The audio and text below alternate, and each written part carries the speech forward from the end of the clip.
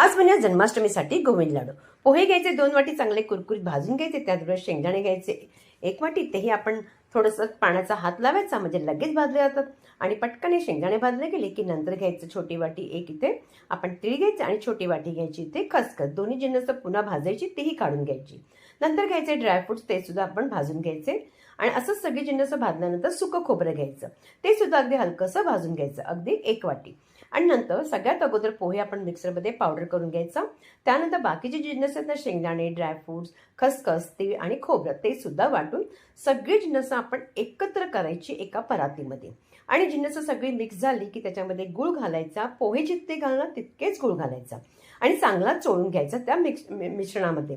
नंतर हे सगळं मिश्रण आपण मिक्सरमध्ये टाकायचं, थोडं थोडंसं करून पल्स मोडवरती म्हणजे बंद चालू करून वाटून घ्यायचं आणि नंतर याचे लाडू बनवायचे। डिटेल व्हिडिओ हवा असेल तर तुम्हाला मी डिस्क्रिप्शनमध्ये लिंक देईन, नक्की पाहायचे।